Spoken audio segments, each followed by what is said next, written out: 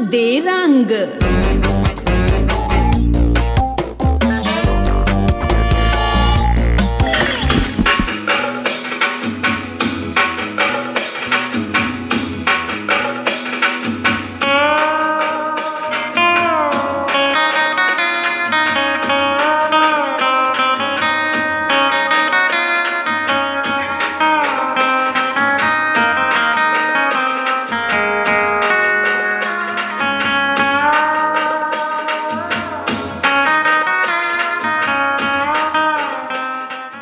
नमस्कार दोस्तों, कंग दे रंग में एक बार फिर से आपका स्वागत है। मैं हूं कुलविंदर सिंह कंग। दोस्तों, इस बार मेरा ट्रैवल ब्लॉग है 36वें राष्ट्रीय खेलों का, जो कि गुजरात के कई शहरों में हुए।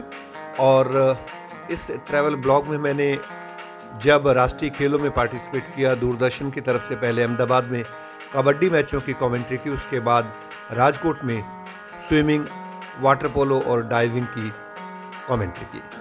36वें राष्ट्रीय खेल जब हुए उस वक्त गुजरात में गरबा अपनी चरम सीमा पर था। गरबे का खुमार था। नवरात्रों में गरबा कंपटीशन होता है, बहुत बड़ी तादाद में लोग नाचते हैं। कई ऐसे लोग मैं आपको मिलवाऊंगा इस ट्रैवल ब्लॉग में जो अपने फील्ड में बहुत अच्छा काम कर रहे हैं।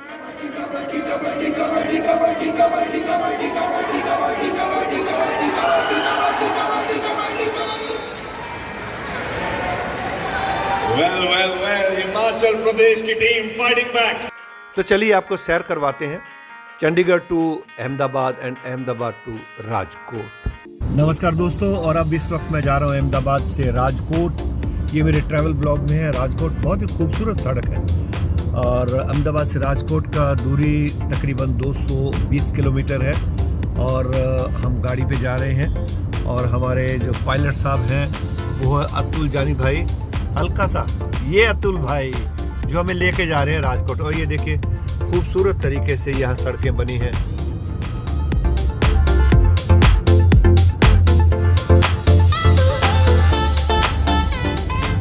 ये है पवन चक्की, और पवन चक्की का एक पार्ट एक बड़े ट्रक के ऊपर रखकर ले जाया जा रहा है। ये देखिए, आप देख रही पवन चक्की का ये पार्ट है और इसको कांडला बंदरगाह तक ले जाया जाएगा जहाँ पवन चक्कियाँ चलती हैं। और ये देखिए कितना बड़ा पार्ट है, इसको ट्रक पे लाद के ले जाया जा रहा है।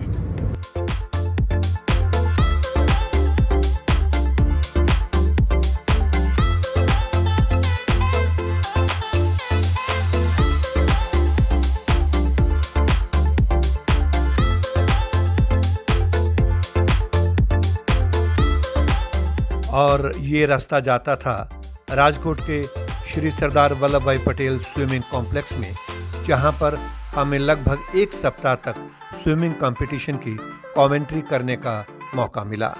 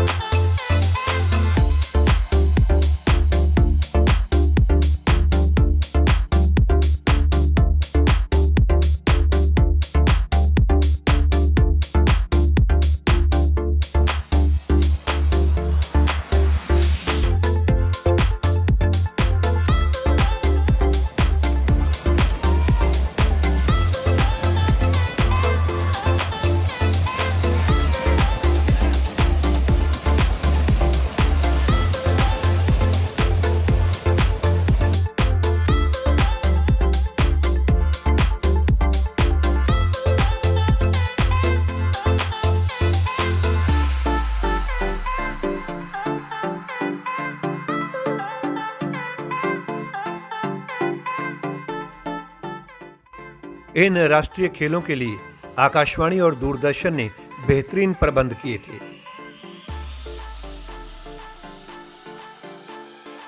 सुबह के सत्र की कमेंट्री करने के बाद जब हम वापस होटल लौटते थे तो वहां पर इस तरह से गुजराती थाली से हमारा स्वागत किया जाता था।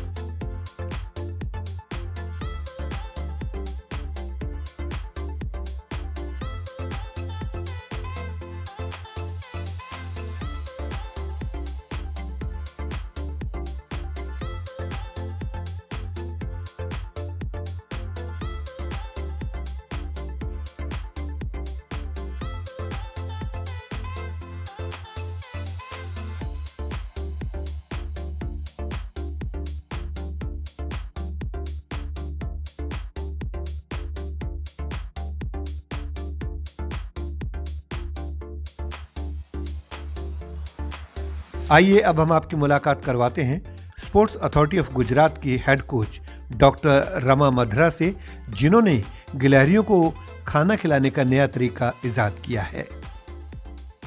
मुझे ना काफ़ी दिलचस्पी मतलब अच्छा लगता है कि हम इंसानों को तो कोई भी खाना खिलाता है, लेकिन ये पशु पक्षी जो हम पर आधार करते हैं, तो जैसे चिड़ियों को सब दाने डालते हैं कील गाड़ के पेड़ के ऊपर, और उस कील के अंदर हम अगर मक्खी को फिक्स कर गए तो फिक्स रहेंगी, वो ना नीचे गिरेंगी। बारिश के दिनों में भी आप देखें कि जब इनको कोई चीज़ नहीं मिलती है, ये पेड़ पे जो बारिश के टाइम पे ये नज़ारा बहुत अच्छा होता है कि जिन मक्खी को हम पेड़ पे फिक्स कर देते हैं कील के अंदर टाइट से, तो पशु ये जो हैं छोटी छोटी गिलहरियाँ हैं, जो स्पीशी आजकल बहुत रेयर सिटीज़ में दिखती है। मेरे डैड आर्मी सीगे, उस तो बाद आर्मी तो बाद उन्होंने ONGC ज्वाइन की थी। 84 'ਚ ਅਸੀਂ ਇੱਥੇ ਆ ਗਏ ਮਹਿਸਾਣਾ, ਮੇਰੇ ਪੇਰੈਂਟਸ ਮਹਿਸਾਣਾ ਸੀਗੇ, ਔਰ ਉਸ ਤੋਂ ਬਾਅਦ ਹੁਣ ਫਿਰ ਬਸ ਇੱਥੇ ਦੇ PR ਮਿਲ ਗਏ ਨੇ, ਹੁਣ ਇੱਥੇ ਦੇ ਹੋ ਗਏ ਨੇ। ਥੋੜਾ ਗੁਜਰਾਤੀ ਦੱਸੋ, ਤੁਸੀਂ ਇਹ ਕਦੋਂ ਤੋਂ ਕਰ ਰਹੇ ਹੋ? મને લગભગ 3-4 વર્ષ થઈ ગયા આવી રીતે ખિસકોલીને દાણા નાખતા। ખિસકોલી મને ઓળખે, ਜਿੱਦਾਂ ਪੰਜਾਬੀ 'ਚ ਗਲੇਰੀ ਕਹੀਦਾ ਆ, ਪੰਜਾਬੀ 'ਚ ਖਿਸકોਲੀ ਕਹੀਦਾ ਆ। ਪ੍ਰੇਮ ਨਾਲ ਇਹਨਾਂ ਨੂੰ ਆਪਾਂ ਖਲੀ ਵੀ ਕਹੀਦਾ ਆ। गुजराती? हाँ जी, खली, खिसकोली। खिसकोली? खिसकोली क्यों कहने खिसक जाती है हौली डर के? चंचल जी हुंदी है, इस कर खिसकोली। यही हमने आकाशवाणी के वरिष्ठ उद्घोषक और थिएटर आर्टिस्ट राजू याग्निक से बातचीत की, जो कि महान कलाकार पृथ्वीराज कपूर की गोद में खेल चुके हैं। हमें यह पता लगा कि आप महान थिएटर आर्टिस्ट और फिल्म कलाकार पृथ्वीराज कपूर की गोद में खेले। जी बिल्कुल। वो गोद आपको कैसे नसीब हुई? मेरे ग्रैंडफादर जो थे वो पृथ्वीराज कपूर के पृथ्वी थिएटर्स में उनके प्रोडक्शन मैनेजर थे। पृथ्वीराज जी के बॉडी डबल के रूप में भी वो काम करते थे, starting from silent era to talkie films. Rajkot आए हुए थे उस वक्त, मैं कोई 1-1.5 साल का रहा हूँगा, तो हमारे घर पर पधारे वो और मुझे अपनी गोद में खिलाया उन्होंने। ऐसे ही सौरभ मोदी साहब भी यहाँ पर पधारे हुए थे, तब उनके गोद में खेलने का भी मुझे मौका। तो उनकी जो कुछ ये बहुत महान हस्तियाँ थी दोनों, हमारी फिल्म इंडस्ट्री की और थिएटर की, तो उनके वाइब्रेशन से शायद ये आवाज़ बनी है। बिल्कुल, मुझे ऐसा लग रहा है कि जो उनकी आवाज़ थी, सलीम हम तुम्हें अनारकली से मिलने नहीं देंगे, वो आवाज़ आपके पास आ गई। तो आप फिर थिएटर से कैसे जुड़े? थिएटर भी मेरे, क्योंकि मेरे ग्रैंडफादर थिएटर में थे पृथ्वी थिएटर्स में, तो नाम क्या अपने ग्रैंडफादर का? प्रेम शंकर याग्निक जी, और वो फिल्मों में उनका नाम, प्रोडक्शन वगैरह में उनका नाम आता था प्रेम कुमार के नाम से जी। तो उन्होंने थिएटर शुरू किया, तो इस हिसाब से थिएटर भी करता रहता हूँ। पिछले 40-45 साल से मैं भी थिएटर करता हूँ। राजकोट के इतिहास के बारे में बताइए। राजकोट वैसे जो अंग्रेज़ों के ज़माने में रेसिडेंसी यहाँ पर थी, क्योंकि सौराष्ट्र के मिडल में राजकोट पड़ता है, तो सौराष्ट्र के बाकी जो रजवाड़े हैं, भावनगर, जूनागढ़, जामनगर, पोरबंदर, इन सब के बीच में राजकोट रहता था। तो अंग्रेज़ों ने यहाँ पर अपनी कोठी बना ली और रेसिडेंसी थी। और ये जो आकाशवाणी हमारा राजकोट का केंद्र है जी, वो जो पुरानी बिल्डिंग उसकी जो है इस वक्त, वो दरअसल अंग्रेज़ रेसिडेंट का आवास हुआ करता था उस ज़माने में। गांधी जी ने यहाँ अनशन किए, उनका गांधी जी बचपन में उनका यहाँ गुजरा राजकोट में, कबा गांधी का डेला जिसे बोलते हैं, वहाँ पर गुजरा उनका बचपन। यहीं पर उनकी शादी हुई कस्तूरबा से, यहीं पर उनके पहले 2 बच्चे हरीलाल जी और दूसरे बेटे, उनका जन्म हुआ। तो गांधी जी के साथ राजकोट का इतिहास बहुत ही जुड़ा हुआ है।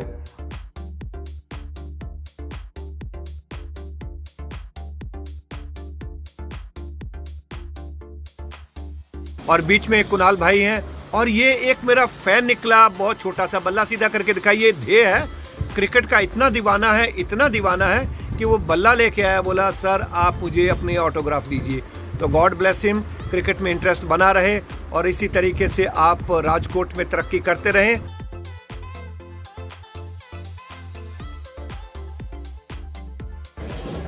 मैं 2 साल की थी तब स्विमिंग स्टार्ट की। मेरे पापा मिस्टर भानु सचदेवा उन्होंने मेरे को सिखाई और तब से स्विमिंग कर रही हूँ और बहुत बहुत मज़ा आता है। एम ओलंपिक गोल्ड का है, but of course step by step चलेंगे। तो पहले एशियन गेम्स क्वालिफाइंग पे अभी शायद दोबारा स्विमिंग में आने का श्रेय मैं भव्या को देता हूँ, बिकॉज अपनी स्विमिंग करियर के बाद जब मैंने कोचिंग करी तब तक कोचिंग में इतना करियर नहीं था।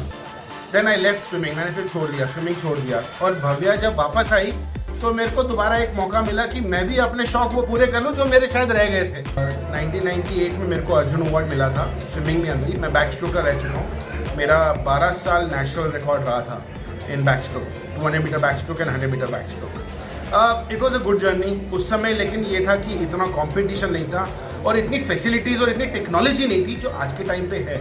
और मैं यही चाहूँगा कि जो ये टेक्नोलॉजी हम यूज़ करें, even I would like to state जो हमारे कोचेज़ हैं जिनको नॉलेज है वो ये नॉलेज इम्पार्ट करें। They should give this knowledge down the line to the juniors. But अभी ये है कि सीनियर्स के अंदर भी we are doing very good. We have Sajjan, Srihari, we got Maana, Ridhima, we got Apeksha, of course Bhavya. So I want that they should all come and achieve some Asian medal at least immediately and look for Olympics.